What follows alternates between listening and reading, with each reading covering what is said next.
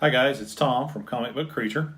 Wanted to show off a few comics tonight. Wanted to show you my shirt. A friend of Katie's made that for me. Thought it was pretty cool. Probably going to wear that to a convention we're going to this weekend, up to Heroes and Villains in Chicago. So if any of you guys out there are there and you see me in the shirt, stop by and say hi. I want to show you a few comics tonight that I consider a little bit more on the obscure side, or some books that maybe people have forgotten about, or something that's unusual, and then a few that are related to video games that I think are kind of interesting. So we're going to start with Mars Attack from IDW. It's a one-shot. If you guys remember the old Mars Attack movie back years ago, there are several titles and stories that deal with that, but this is just a one-shot. I was able to pick that up on the cheap. It's a pretty cool cover and interesting stuff. I always found that movie particularly funny, and I really enjoyed it. So there's that one. This next series is something that a lot of people don't really know about. This is a series from back in the 90s, and you know, there's a lot of stuff in the 90s that none of us really cared about, and it was kind of flooded with a lot of stuff that people didn't like. But there was also some interesting things that came out of it. And Morrison, when he started this, I think it sort of set him up for the work that he was going to do in the future. So this is Aztec, the Ultimate Man, #1.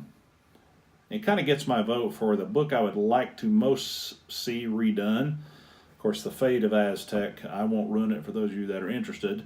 That might make that a little bit prohibitive, but it's pretty interesting. It's one of those solid stories from the 90s. There's #1. Here's #2. About everybody shows up in it from time to time. It's one of the Green Lanterns. Okay. And then there's #3.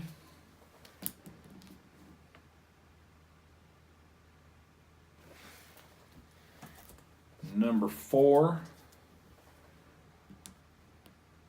Aztec was one of these characters that got his powers from a divine-like being, and he had something that he had to do in his particular city, his base of operations.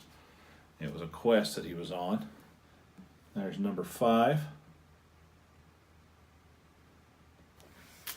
This next issue, #6, has one of the neat Joker covers that I've not seen a lot of people show. Maybe a lot of people don't know a whole lot about it. It's Aztec #6 with the Joker on the cover. I really like that cover. Aztec #7.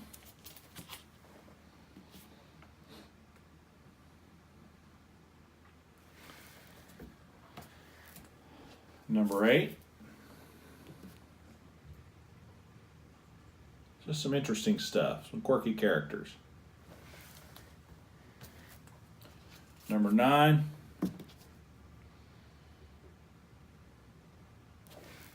And then #10, the final issue in the series. As you can see, the Justice League is involved, and Aztec becomes associated with the Justice League for a little while before he meets his fate.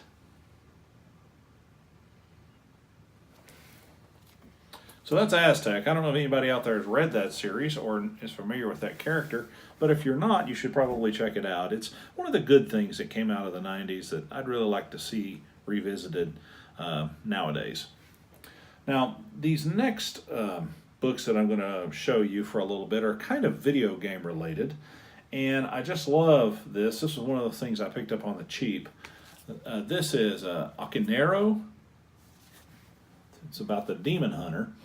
And it's beautiful covers on all of these issues. It's a 3-issue limited series. The internal art is a little more cartoony, which is a bit of a disappointment considering the beautiful cover art of these issues. But this was a Kickstarter video game that they made into a comic. And the comic is not half bad, really, considering what it's based on. I don't know if any of you have played the video game. I've not, but I did look it up a little bit. It looks kind of like one of those second-tier video games that didn't go a whole lot of places, but beautiful covers on this book, put out by Dark Horse. And the inside's not so bad either. There's the issue 1, issue 2, and issue 3. It's kind of a mixture of Little Red Riding Hood and Japanese culture. So it's kind of a strange melting pot of ideas. So that's what it's based on. Okay. Now I'm going to show you just a few graphic novels that are also based on games or video games.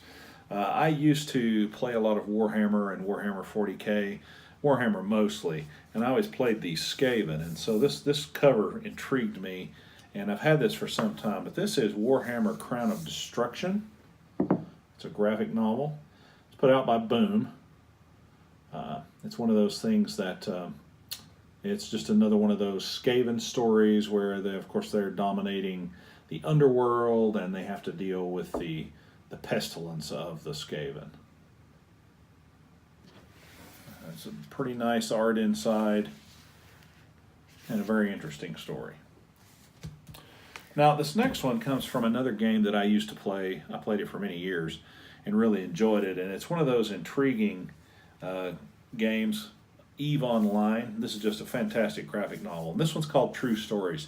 And the reason it's called True Stories, it's based on things that supposedly actually happen within the game itself. If those of you that are familiar with EVE Online, you know that basically the players make the story. It's a huge sandbox where what you do actually does matter. And it used to really be that way. And then I think they've done some things to the game that I didn't really particularly care for that sort of changed the dynamic.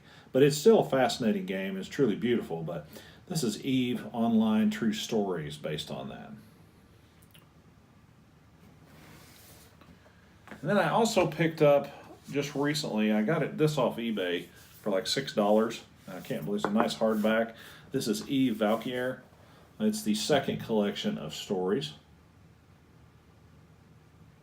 that go with the video game EVE Online. You can find these right now online for really, really cheap. I mean, it has a $20 cover price, and it's definitely not selling for that at all. And the interior's just beautiful. Fantastic stories. This next one might be one of the stranger books that I have. Back when I first kind of got involved in computer gaming, I haven't really been a computer gamer a super long time, but maybe since 2008, I started playing this game called Hawken.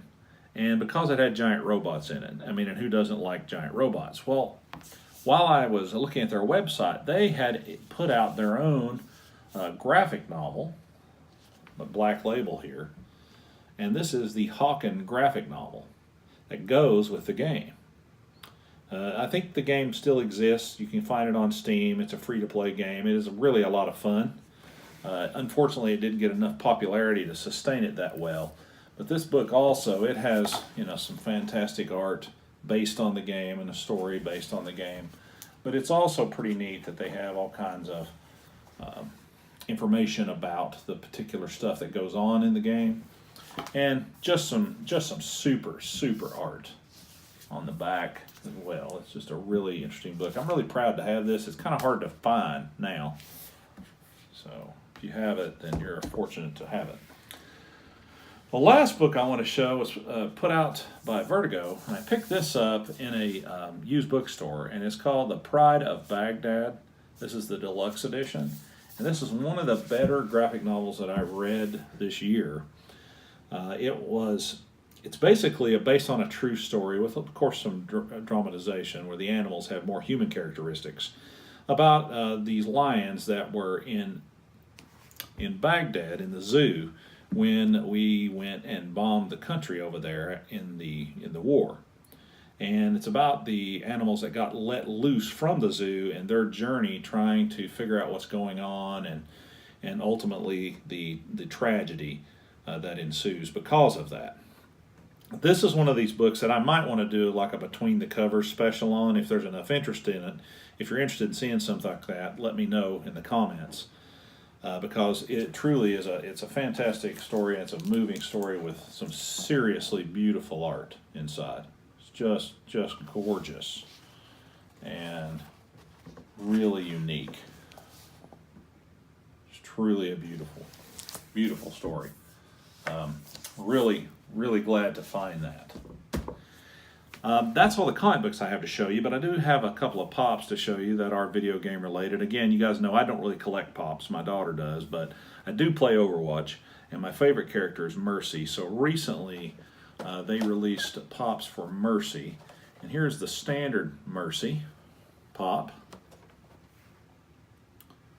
Okay, and then here is the Mercy pop that is the GameStop exclusive in the Celestial like outfit. So I have those. To give a shout out there to the great Legend. He knows I'm a big Mercy fan. And so maybe you'll enjoy seeing those, Legend.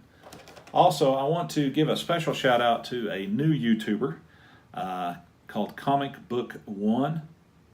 And you guys need to go check this channel out. And I've been watching his channel now for probably a week and a half, looking at some different videos.